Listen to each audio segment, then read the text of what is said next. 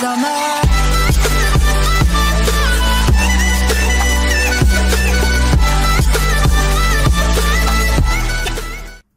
রেশমার ব্যক্তিগত পরিচয় গোপনই থাক, শুধু এটুকু জানিয়ে রাখা যাক যে এই প্রকৃত নাম রেশমা নয়, ওটা স্ক্রিন নেম মাত্র। ভারতীয় অ্যাডাল্ট ফিল্মের রসামুদি যারা, তারা উপরের ছবি এই মহিলাকে নিশ্চয়ই দেখেছেন। নিজের শরীরী লাশে বহু দর্শকের মনে কামনার আগুন জ্বালিয়েছেন ইনি। ভারতে যে আধা পর্ন সিনেমা জগৎকে মাল্লু বা দেশি নামে ডাকা হয়, সেই জগতে একসময় রাজত্ব করেছেন ইনি। সিনেমা জগতে এর নাম রেশমা। এর শরীরী আবেদন অনেক দর্শকের মনেই ঝড় তুলেছে। এবার জেনে নেওয়া যাক এই সুন্দরী জীবনের উত্থান পতনের আশ্চর্য কাহিনী। রেশমার ব্যক্তিগত পরিচয় গোপনই থাক। রেশমার পরিবার এখন তার সঙ্গে যাবতীয় সম্পর্ক অস্বীকার করে। অ্যাডাল্ট সিনেমার জগতে তার উত্থান শুরু হয় 1990 দশকের মাঝামাঝি থেকে।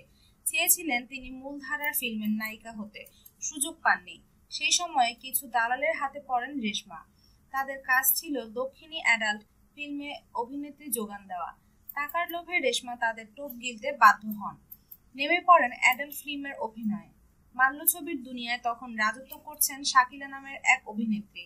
তাকে সরিয়ে জনপ্রিয়তার তালিকায় 1 নম্বরে উঠে আসতে বেশি সময় লাগেনি রেশমার। রেশমার মূলধন ছিল ফর্সা রং, সুন্দর গড়ন আর দুঃসাহসিক যৌন দৃশ্যে সাবলীল অভিনয়ের ক্ষমতা।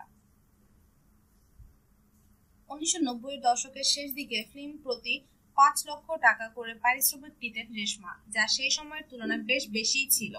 রেশমার উত্থান যেমন দ্রুত, তার পতনের কাহিনীও তেমনই নাটকীয়।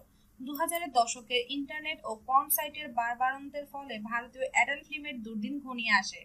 কাজ হারান রেশমা সহ মাল্য সিনেমার আরো অনেক অভিনেত্রী। এরপর বহুদিন কোনো খবর মেলেনি রেশমার। বেশ কয়েক বছর পর দেহ ব্যবসা চালানোর অভিযোগে কোচির একটি ফ্ল্যাট থেকে গ্রেফতার হন রেশমা। তার সঙ্গে গ্রেফতার হন দক্ষিণী অ্যাডাল্ট ফিল্মের আরো কয়েক নায়িকা। তারপর যা ঘটে তা একেবারেই অবিশ্বাস্য। পুলিশ রেশমাকে যে জেরা করে তা মোবাইল শ্যুট করে নেটে ছড়িয়ে দেন এক পুলিশ অফিসার।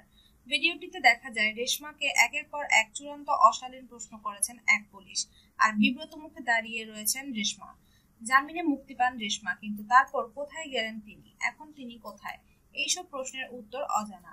পুলিশের হাত থেকে ছাড়া পাওয়ার পরে তিনি কোথায় গেলেন তা কেউ জানে না। অনামনি অঙ্গনা হয়ে কোথায় তিনি বেঁচে আছেন তা রেশমা আর তার শুভানুধ্যায়ীদেরাই জানেন।